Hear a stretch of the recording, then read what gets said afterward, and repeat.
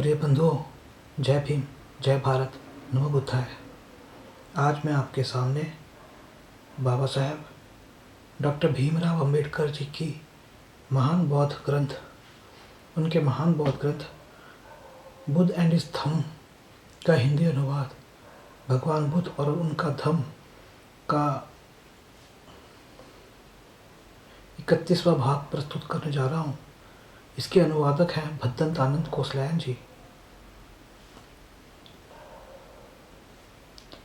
तो मैं आपके सामने शुरू करता हूँ। चौथा खंड, धर्म और धम्म। पहला भाग, धर्म और धम्म।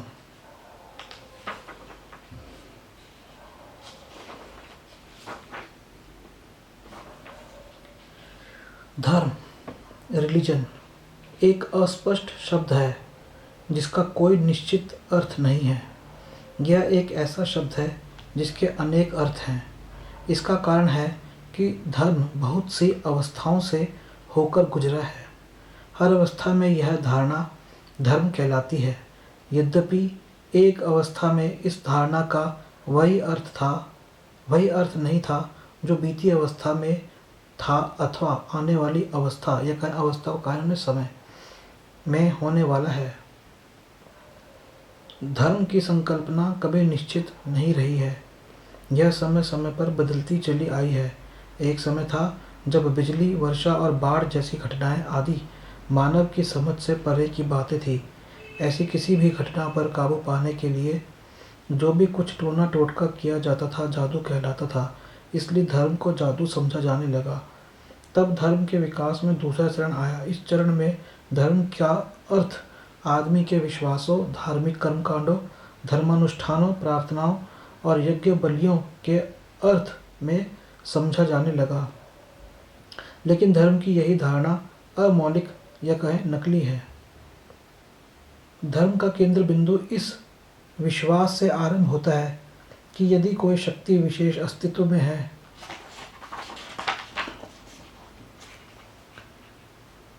जिसके कारण ये सभी घटनाएं घटी हैं और जिसे यदि आदि मानव नहीं जानता था और न ही उसे समझ पाया था, इस अवस्था में पहुंचने पर जादू अपना अस्तित्व खो बैठा।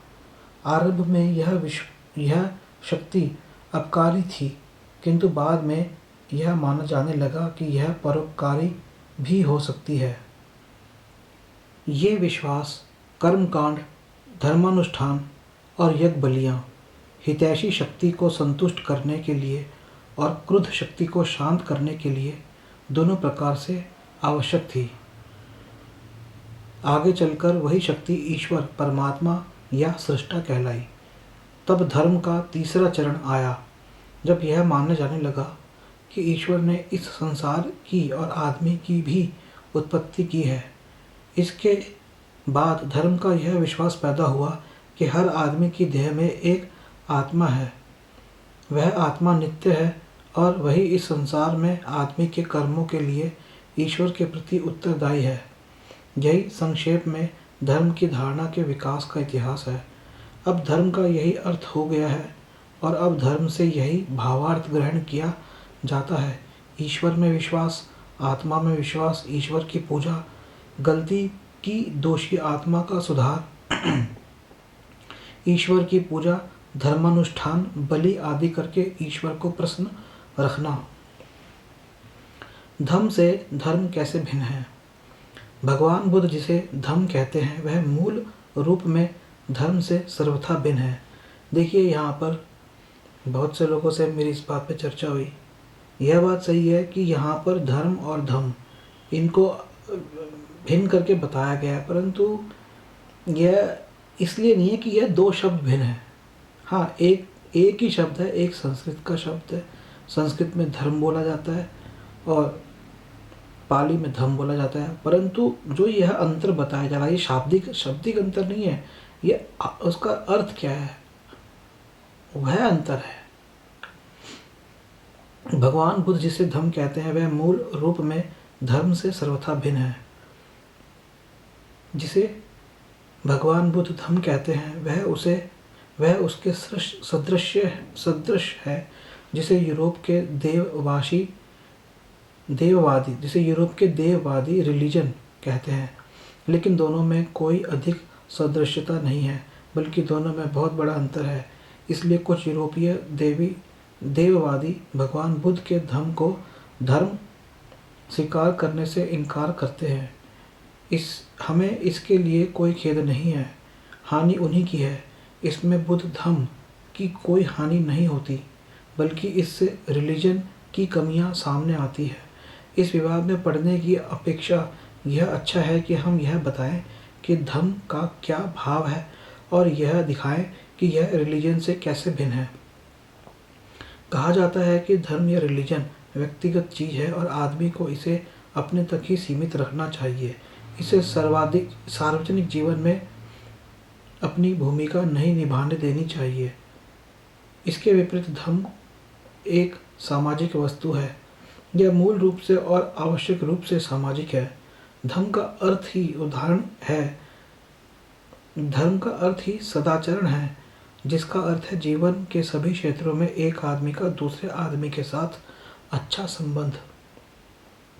इससे स्पष्ट है कि यदि कहीं एक आदमी अकेला है तो उसे किसी धर्म की आवश्यकता नहीं। लेकिन जब दो आदमी परस्पर संबंध बनाकर रह रहे हैं तो उन्हें अवश्य ही धर्म को स्थान देना चाहिए, चाहे वे इसे पसंद करते हैं या नहीं। दोनों में से कोई एक भी इससे अलग नहीं रह सकता। दूसरे शब्द में धर्म के बिना समाज का काम नहीं चल सकता। समाज को तीन विकल्पों में से एक को चुनना ही पड़ेगा। समाज चाहे तो अपने शासन के उपकरण के रूप में धर्म का चुनाव न करे। यदि शासन का उपकरण धर्म नहीं है तो धर्म कुछ भी नहीं है।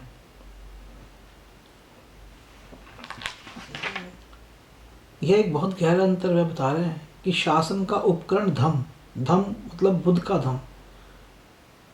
देखिए, मैं आपको एक ऐतिहासिक तथ्य बताता हूँ कि राजा अशोक बौद्ध बने और हम उनकी मूर्तियों में देखते हैं और उस इतिहास की जो भी हमें जानकारी मिलती है, यह पता लगता है कि उन्होंने धर्म को अपने शासन का उपकरण बनाया। उनके बाद जो सिकंदर था, अलेक्जेंडर ने भी भगवान बुद्ध के धर्म को अपने शासन का उपकरण बनाया, जिसके बारे में अब एक नेशनल ज्योग्राफिक की एक डॉक्यूमेंट्री है, बोन्स ऑफ बुद्ध, उसको देख सकते हैं। और उसी में आप पाएंगे कि कुषाण ने भी, और उसके बाद आप इतिहास में जाएं तो देखेंगे कि हर्षवर्धन ने भी, सभी राजाओं ने, बहुत से राजाओं ने बुद्ध के धर्म को शासन का उपकरण बनाया। इसका अर्थ है कि समाज ने अराजकता के पथ को चुना है। मतलब अगर उन्होंने धर्म कुछ भी नहीं है, वे कहते हैं समाज चाहे तो अपने शासन के उपकरण के रूप में धर्म का चुनाव करे। यदि शासन का उपकरण धर्म नहीं है, अर्थात यदि शासन ने बुद्ध के धर्म को नहीं, और बुद्ध के धर्म के कौन से धर्म को, कि जिसमें जब दो आदमी परस्पर संबंध बनाकर रहे तो उन्हें अवश्य ही धर्म को स्थान देना चाहिए। तो ये नहीं, यदि कहीं एक आदमी अकेला है तो उसे किसी धर्म की आवश्यकता नहीं, ऐसा नहीं है। धर्म का अर्थ ही सदाचरण है। तो सदाचरण दो व्यक्तियों के बीच में और उसी से समाज का निर्माण और उसके शासन का उपकरण, अर्थात कहीं ना कहीं सदाचार उपकरण होना चाहिए।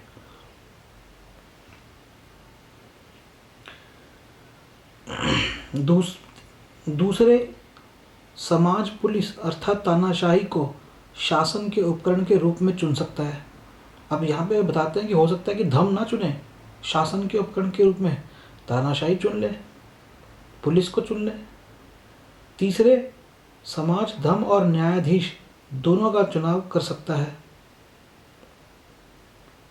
जहाँ लोग धर्म का पालन करने में असफल रहते हों, अराजकता और तानाशाही में स्वतंत्रता नहीं रह पाती।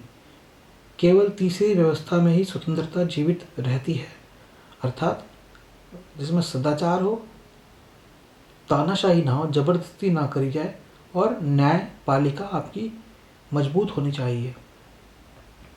इसलिए जो स्वतंत्रता चाहते हैं उनके लिए धर्म अनिवार्य है।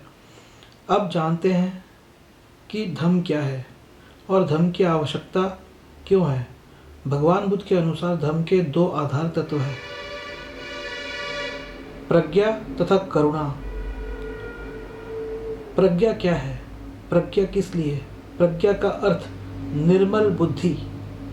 देखिए, मात्र बुद्धि नहीं, निर्मल को यहाँ ब्रैकेट में डाला हुआ है तो बनाया हुआ है शब्द निर्मल बुद्धि। भगवान बुद्ध ने प्रज्ञा को अपने धर्म के दो स्तंभों में से एक माना है, क्योंकि वे अंधविश्वास के लिए कहीं कोई स्थान नहीं छोड़ना चाहते थे। करुणा क्या है और करुणा किस लिए? करुणा का अर्थ है दया प्रेम, मात्र प्रेम नहीं, दया भरा प्रेम, दयापूर्ण प्रेम, क्योंकि इसके बिना समाज न तो जीवित रह सकता है और न ही उन्नति कर सकता है। यही कारण है कि भगवान बुद्ध ने करुणा को अपने धर्म का दूसरा स्तंभ बनाया। भगवान बुद्ध के धर्म की यही परिभाषा है। धर्म से धर्म की परिभाषा कितनी भिन्न है। भगवान बुद्ध द्वारा दी गई धर्म की यह परिभाषा कितनी प्राचीन और फिर भी कितनी आधुनिक है, कितनी आदिम और फिर भी कितनी मौलिक है, किसी से उधार नहीं ली गई फिर भी कितनी सच्ची। प्रज्ञा और करुणा का एक अनूठा सम्मिश्रण ही तथागत का धर्म है। धर्म और धर्म में बस यही अंतर है।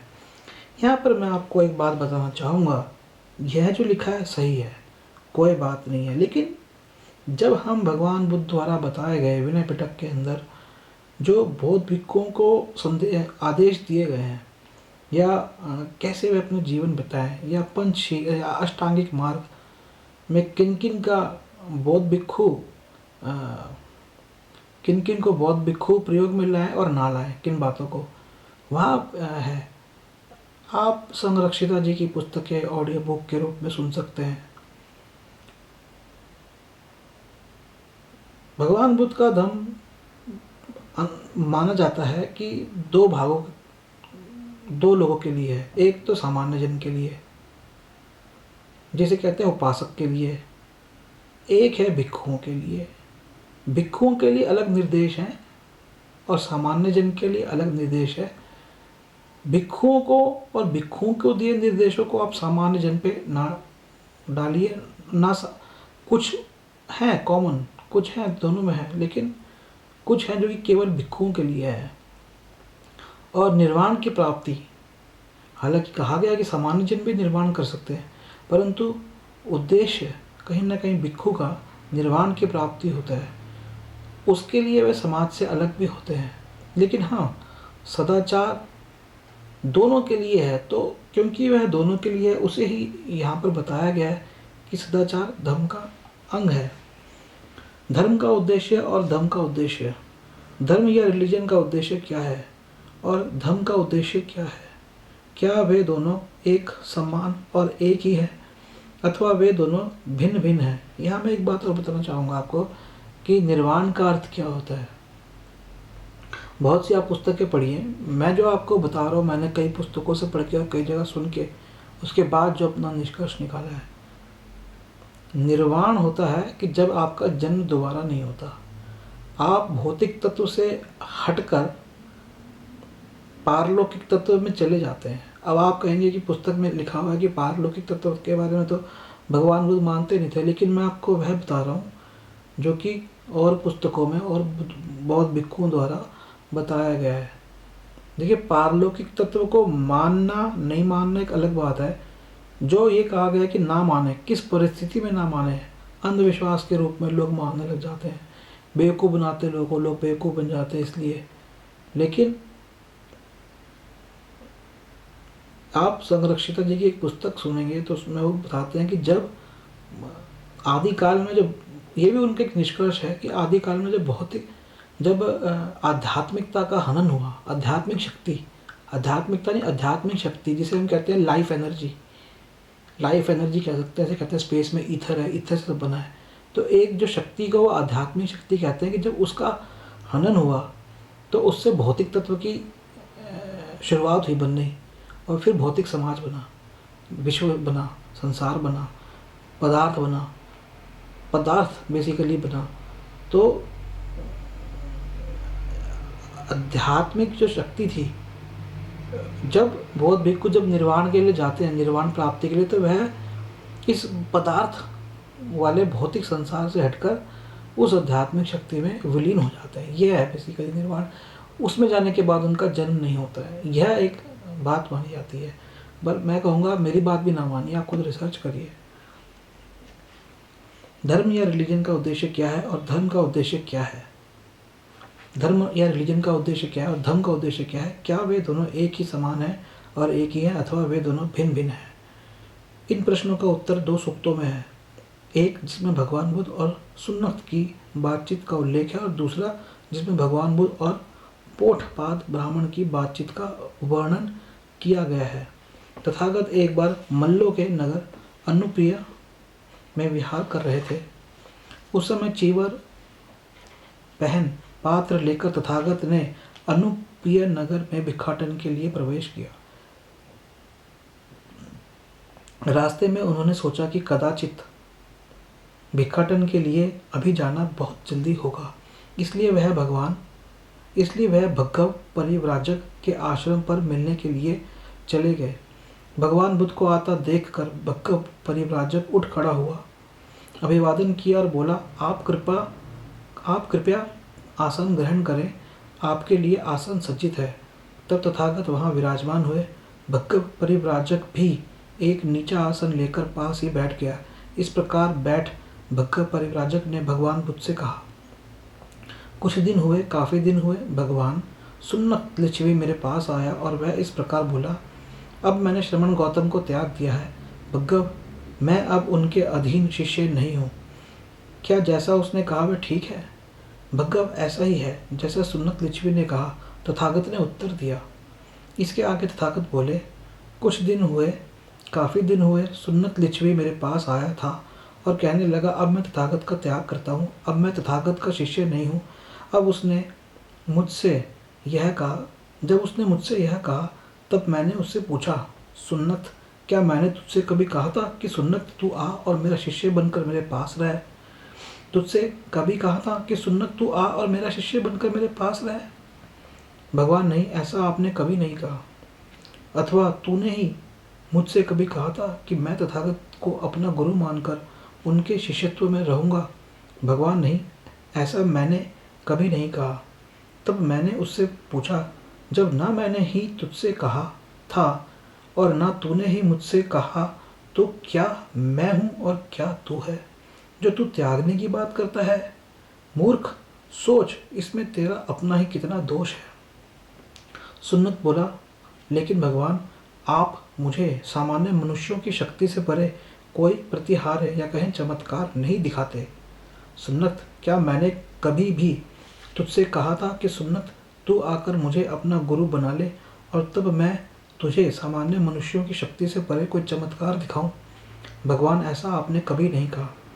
अथवा सुन्नत, तूने ही मुझसे कभी कहा था कि मैं भगवान को अपना गुरु स्वीकार करता हूँ क्योंकि भगवान मुझे सामान्य आदमियों की शक्ति से परे कोई चमत्कार दिखाएंगे?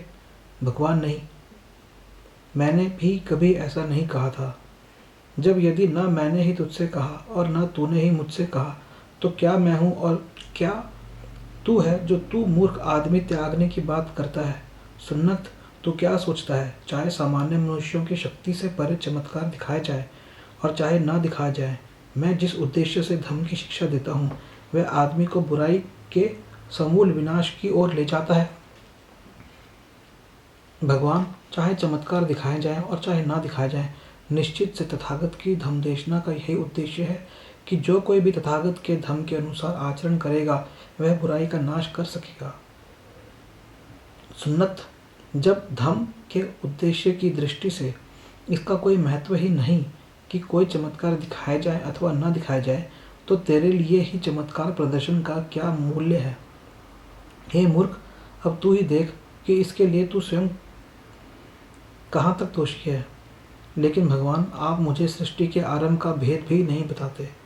अच्छा तो सुन्नत, मैंने तुझसे कब कहा था कि आ सुन्नत तू मेरा शिष्य बन और मैं तुझे सृष्टि के आरंभ का भेद बताऊं? भगवान, आपने ऐसा नहीं कहा था, अथवा तूने ही मुझसे कभी कहा था कि मैं आपका शिष्य बनूंगा क्योंकि आप मुझे सृष्टि के आरंभ का भेद बताएंगे। भगवान, मैंने नहीं कहा था। जब ना मैंने ही तुझसे कहा और ना तूने ही मुझसे कहा, तो क्या मैं हूँ और क्या तू है जो तू मूर्ख त्यागने की बात कर रहा है?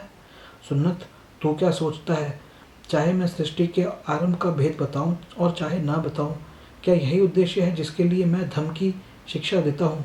जो मेरे धर्म के अनुसार आचरण करेगा वह अपने दुखों का नाश कर सकेगा। भगवान, चाहे आप सृष्टि के आरंभ का भेद बताएं और चाहे ना बताएं, निश्चय से तथागत की धम्म देशना का यही उद्देश्य है कि जो कोई भी तथागत के धम्म के अनुसार आचरण करेगा वह अपने दुखों का नाश कर सकेगा।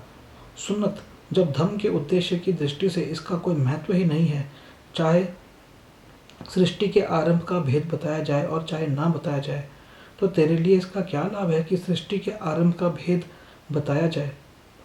इससे यह प्रकट होता है कि धम्म या रिलीजन का तो सृष्टि के आरंभ का भेद बताने से संबंध है, किंतु धम्म का बिल्कुल भी नहीं। बेसिकली यहाँ पर चमत्कार नहीं है, यह बात नहीं कह रहे भगवान बुद्ध, या सृष्टि के आरंभ का भेद है, कोई है नहीं है, यह बात नहीं कह रहे। वे कह रहे कि इनका धम्म से कोई संबंध नहीं है। लेकिन जहाँ तक चमत्कार की बात है, यहाँ पर बात हुई, आप बहुत से बौद्ध ग्रंथों में ऐसा भी संदर्भ आया कि भगवान बुद्ध ने बहुत से चमत्कार दिखाए हैं, परंतु बहुत उसके साथ साथ उन्होंने मना किया चमत्कार दिखाने के लिए। उनका मानना यह था कि अगर चमत्कार दिखाओगे तो इससे, जैसे कि यहाँ पर वे कह रहे हैं कि इसका कोई धर्म से नहीं है रिलेशन चमत्कार का कोई, तो उनका मानना था कि चमत्कार दिखाने से लोग बेवकूफ़ बनेंगे, लोगों को आसानी से जादू टोने के द्वारा बेवकूफ़ बनाया जाएगा। लेकिन ऐसा नहीं है कि ऐसी चीज़ें नहीं घटती थी। बुद्ध के जीवन काल में बहुत से चमत्कार माने जाते हैं। श्रीलंका में माना जाता है कि भगवान बुद्ध 3 बार अंतर ध्यान अवस्था में वहाँ पर आए थे, और एक बार उन्होंने अपने जो उनका जो दान पात्र था उसको भी हवा में लहराया था। और जो भगवान बुद्ध के शिष्य थे उनके बारे में कहा जाता है कि वह अंतरिक्ष में चलना और एक ही साथ कई जगह उपस्थित रहना। हालांकि यह भी कह सकते हैं कि यह ब्राह्मणों ने बात घुसाई हो, लेकिन यह बातें थी हैं, मतलब ग्रंथों में लिखी गई हैं, चमत्कारिक बातें, और चमत्कारों को बौद्ध जगत भी मानता है। लेकिन हाँ, मानता का मतलब यह नहीं है कि वह ये कहता है कि यह धर्म का हिस्सा है, वैसे धर्म का हिस्सा नहीं मानता। यह बात समझने के लिए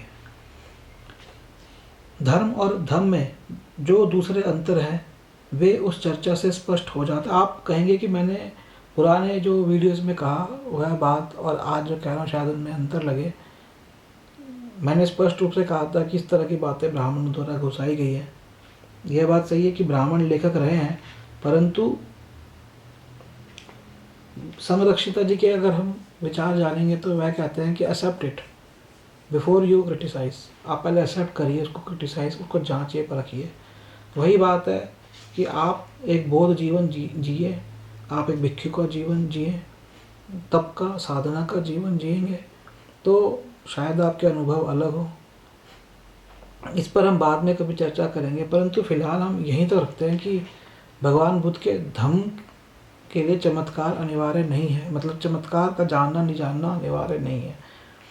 धर्म, रिलीजन और धम्म में जो दूसरे अंतर हैं वे उस चर्चा से स्पष्ट हो जाते हैं जो भगवान बुद्ध और पोठपाद के बीच हुई थी।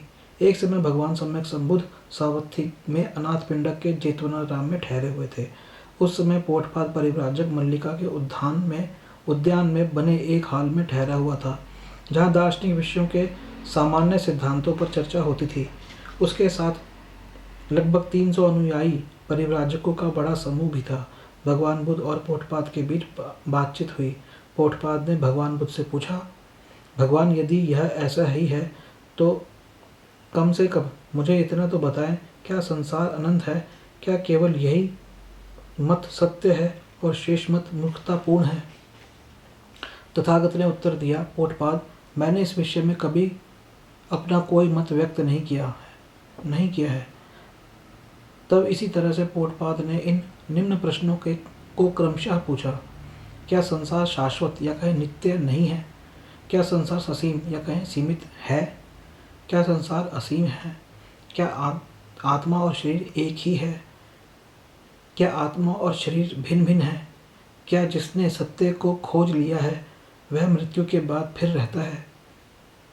क्या वह मृत्यु के बाद फिर नहीं रहता? क्या वह मृत्यु के बाद रहता भी है और नहीं भी रहता? क्या वह मृत्यु के बाद ना तो रहता है ना ही फिर नहीं रहता है? और इस प्रकार के प्रत्येक प्रश्न का तथागत ने एक ही उत्तर दिया। पोठपाद, इस विषय पर भी मैंने अपना कोई मत व्यक्त नहीं किया है। लेकिन तथागत ने इन विषयों पर अपना मत क्यों व्यक्त नहीं किया है? क्योंकि इन प्रश्नों का उत्तर देने से किसी को कोई लाभ नहीं है। इनका धम्म से कोई संबंध नहीं है। ये आदमी के सदाचरण में भी सहायक नहीं है। ये विराग में सहायक नहीं है। ये वासना की शुद्धि में सहायक नहीं है। ये शांति में सहायक नहीं है। ये मन की एकाग्रता में सहायक नहीं है। ये विद्या प्राप्ति में सहायक नहीं है। ये प्रज्ञा लाभ में सहायक नहीं है और न ही ये निर्वाण की ओर अग्रसर करते हैं। इसलिए मैंने इन विषयों पर अपना कोई मत व्यक्त नहीं किया है। तो तथागत ने किन विषयों का व्याख्यान किया है? मैंने बताया है कि दुख क्या है। मैंने बताया है कि दुख का समुदय मूल कारण क्या है। मैंने बताया है कि दुख का निरोध क्या है। मैंने बताया कि दुख के निरोध अर्थात अंत का मार्ग क्या है। और तथागत ने इन विषयों पर व्याख्यान क्यों दिया है? क्योंकि पोठपाद, उस प्रश्न की गणना लाभ के लिए की गई है। इसका धर्म से संबंध है। इसका आदमी के आचरण के आरंभ से संबंध है। विराग से संबंध है। वासनाओं से मुक्ति से संबंध है। शांति से संबंध है। चित्त की एकाग्रता से संबंध है। विद्या प्राप्ति से संबंध है। अंतर्दृष्टि की उच्च अवस्थाओं और निर्वाण से संबंध है। इसलिए पोठपाद, मैंने इन विषयों का व्याख्यान किया है। इस संवाद से यह स्पष्ट हो जाता है कि धर्म अर्थात रिलीजन के कौन से विषय विचारणीय हैं और धर्म के कौन से विषय विचारणीय नहीं है। दोनों में जमीन आसमान का अंतर है। धर्म का उद्देश्य संसार की उत्पत्ति की व्याख्यान करना है, जबकि धर्म का उद्देश्य संसार का पुनर्निर्माण करना है। नैतिकता और धर्म। धर्म में नैतिकता का क्या स्थान है? सच्चाई तो यह है कि नैतिकता का धर्म में कोई स्थान ही नहीं है। देखिए, धर्म की बात नहीं कर रहे, धर्म की बात कर रहे हैं। धर्म के अंतर्गत आते हैं ईश्वर, आत्मा, प्रार्थनाएं। यह धर्म जो दूसरे धर्मों द्वारा माना जाता है। धर्म के अंतर्गत आते हैं ईश्वर, आत्मा, प्रार्थनाएं, पूजा, कर्मकांड, धर्मानुष्ठान और बलि कर्म। नैतिकता वही होती है जहाँ एक आदमी का संबंध दूसरे आदमी के साथ होता है। नैतिकता तो धर्म में बाहर से आने वाली हवा की तरह है ताकि शांति और व्यवस्था स्थापित की जा सके। धर्म एक त्रिकोण है। अपने पड़ोसी के साथ अच्छा व्यवहार करो क्योंकि तुम दोनों ईश्वर के पुत्र हो। यही धर्म का तर्क है। प्रत्येक धर्म नैतिकता का उपदेश देता है, किंतु नैतिकता धर्म का मूलाधार नहीं है। यह साथ जोड़ दिए गए एक रेल के डिब्बे की तरह है।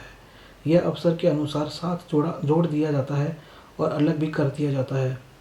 धर्म के कार्य में नैतिकता का स्थान आकस्मिक और अवसर के अनुसार है। इसलिए धर्म में नैतिकता प्रभावकारी नहीं है। धर्म और नैतिकता, अभी हमने धर्म और नैतिकता पढ़ा था, अब हम पढ़ रहे हैं भगवान बुद्ध का धर्म और नैतिकता। धर्म में नैतिकता का क्या स्थान है? सीधा सरल उत्तर है कि नैतिकता ही धर्म है और धर्म ही नैतिकता है। नैतिकता को इंग्लिश में कहेंगे मोरालिटी या कहेंगे एथिक्स, एथिकल। दूसरे शब्दों में, यद्यपि धर्म में ईश्वर के लिए कोई स्थान नहीं है, तो भी नैतिकता धर्म में ईश्वर का स्थान ले लेती है। धर्म में प्रार्थनाओं के लिए, तीर्थ यात्राओं के लिए, कर्म कांडों के लिए, धर्मानुष्ठानों के लिए अथवा बलि कर्मों के लिए कोई स्थान नहीं है। नैतिकता ही धर्म का सार है। इसके बिना धर्म है ही नहीं। आदमी द्वारा दूसरे आदमी के प्रति मैत्री की आवश्यकता के कारण ही धर्म में नैतिकता उत्पन्न होती है। इसमें ईश्वर की स्वीकृति की कोई आवश्यकता नहीं। ईश्वर को प्रसन्न करने के लिए आदमी को नैतिक बनने की आवश्यकता नहीं। अपने भले के लिए ही आदमी के लिए यह आवश्यक है कि उसे आदमी के साथ मैत्री करनी ही है। देखिए, यह बाबा साहेब डॉक्टर भीमराव अम्बेडकर जी की एक टिप्पणी है धर्म और नैतिकता पर। यह जो बात है कि ईश्वर को प्रसन्न करने की, सही है, वाकई में बहुत अच्छी बात है। क्योंकि मैंने जो पाया है कि जब आप दूसरों के साथ, चाहे पशु हो चाहे मानव हो, उनके साथ जब आप अच्छा सोचते हो, आप में एक नैतिकता जागती है, करुणा जागती है, तो कहीं ना कहीं एक प्रकृति की हार्मोनाइजेशन होती है, प्रकृति में सद्भावना पैदा होती है, उस सद्भावना का आप पे इफेक्ट पड़ता है। हो सकता है उस सद्भावना को हम किसी रूप से वैज्ञानिक रूप से हम समझ सकें आने वाले भविष्य में, जिसे ईश्वर कहते हैं, वह सद्भावना ही है, वह जो हार्मोनाइजेशन है, सद्भावना है, जो ऊर्जाएं हैं, वह है। तो इसके बाद हम पढ़ेंगे केवल नैतिकता ही पर्याप्त नहीं है, यह पवित्र और विश्वव्यापी होनी चाहिए। अगले भाग 32 में। जय भीम, जय भारत, नमो बुद्धाय।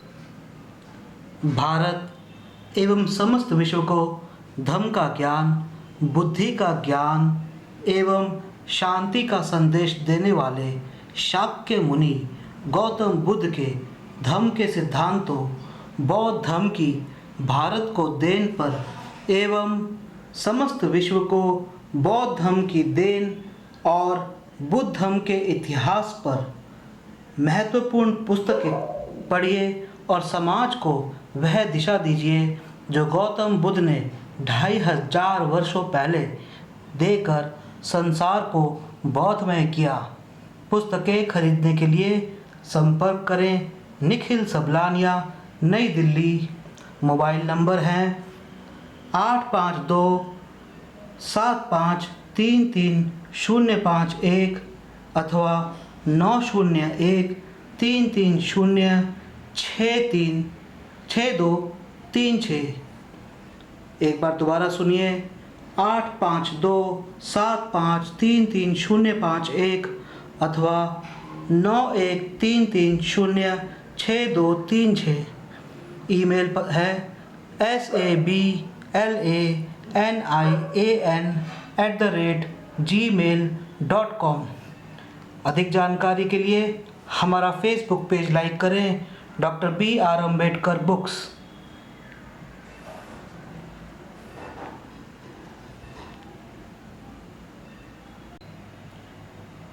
भारत के संविधान निर्माता, दलित, आदिवासी एवं पिछड़े समाज के संरक्षणकर्ता, भारत रत्न बोधिसत्व बाबा साहेब डॉक्टर भीमराव अंबेडकर जी द्वारा लिखी गई पुस्तकें, उनके द्वारा लिखे गए भाषण एवं लेख खरीदने के लिए संपर्क करें निखिल सबलानिया, नई दिल्ली। फ़ोन 852-7533-051 एवं 901-330-6236। इसके लिए आप ईमेल भी कर सकते हैं। ईमेल है sablanIan@gmail.com। पुस्तकें आप दिल्ली में आकर या कहीं भी डाक द्वारा प्राप्त कर सकते हैं। अधिक जानकारी के लिए हमारा फेसबुक पेज लाइक करें, डॉक्टर BR अम्बेडकर बुक्स।